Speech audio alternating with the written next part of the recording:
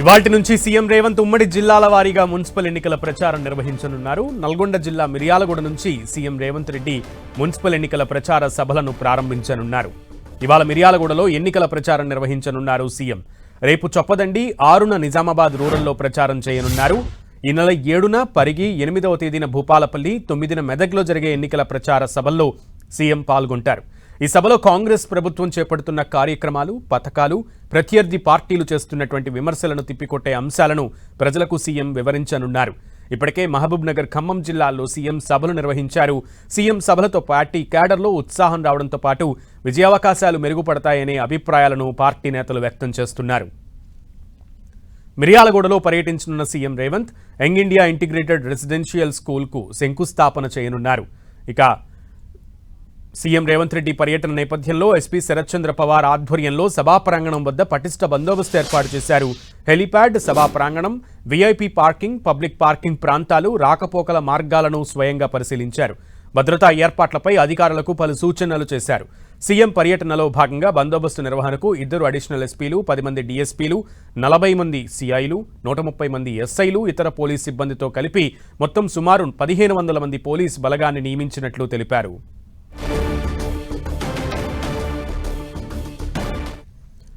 మిర్యాలగూడలో సీఎం రేవంత్ రెడ్డి సభకు సంబంధించి మరింత సమాచారం మా ప్రతినిధి చంద్రశేఖర్ అందిస్తారు.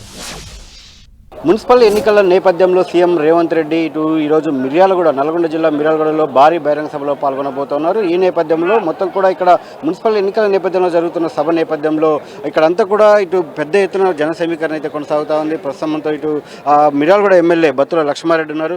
సార్ చెప్పండి, ఈరోజు ఎన్ని గంటలకి సీఎం రేవంత్ రెడ్డి వస్తారు? అదేవిధంగా ఈ సభ ఉద్దేశం ఏంటి? 3 గంటలకి సీఎం గారు వస్తున్నారు. సుమారు 2 సంవత్సరాల తర్వాత మొట్టమొదటిగా మిర్యాలగూడ నియోజకవర్గం ఇచ్చేస్తున్న సీఎం గారికి రాబోయే 2.5 సంవత్సరాలు ఎలా డెవలప్ చేయాలా, ఎలా డెవలప్ చేయబోతున్నారు అనేది సీఎం గారి నోటి నుంచి వినాలని మనస్ఫూర్తిగా తెలియజేస్తుంది. సో ఈ సభ అంటే రూరల్ జరుగుతున్నప్పటికీ రూరల్ ప్రాంతాల్లో మున్సిపాలిటీ ఎన్నికలను లక్ష్యంగానే జరుగుతుంది, దాని సమీకరణ కోసమే అంటున్నారు. సో మున్సిపల్ ఎన్నికలకు సంబంధించి సీఎం రేవంత్ రెడ్డి మాట్లాడే అవకాశం ఉందా? అదేవిధంగా మున్సిపాలిటీలో ఎలా ఉంది పరిస్థితి?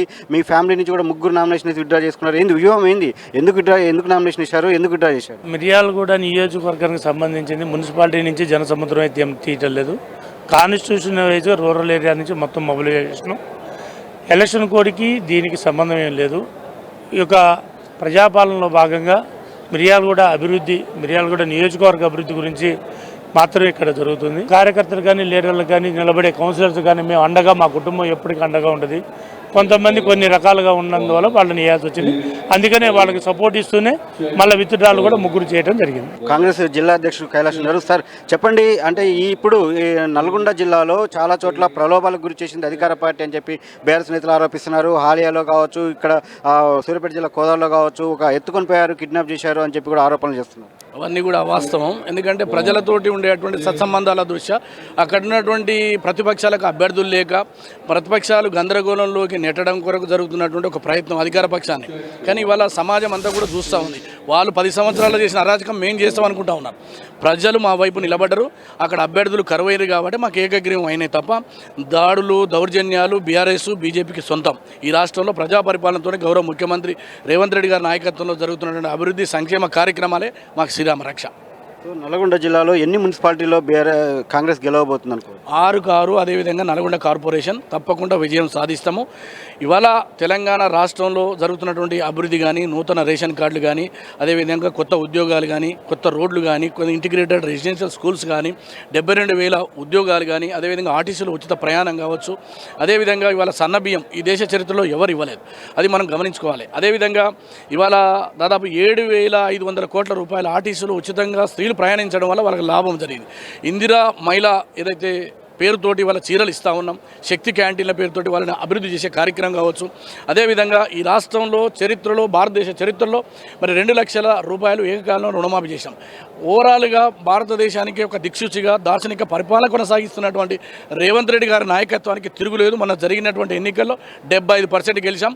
రేపు ఏదైతే మున్సిపాలిటీ ఎన్నికల్లో కూడా 100కు 100% గెలిచి మరోసారి 2029లో రేవంత్ రెడ్డి గారి నాయకత్వంలో ప్రజా పరిపాలన ప్రభుత్వం రాబోతాం. నల్గొండ జిల్లాలో ఖచ్చితంగా 6 మున్సిపల్ మున్సిపాలిటీలలో కాంగ్రెస్ జెండా ఎగిరేస్తామని చెప్పి ఇటు కాంగ్రెస్ నేతలు చెప్తా ఉన్నారు. అదేవిధంగా మిర్యాలగూడకు సంబంధించి జరుగుతున్న సభ నేపథ్యంలో మిర్యాలగూడ పరిసర ప్రాంతాల నుంచే కాకుండా మిర్యాలగూడ మున్సిపల్ ఎన్నికల లక్ష్యంగానే ఈ సభ జరుగుతున్న ఒక అభిప్రాయం అయితే వినిపిస్తూ ఉంది.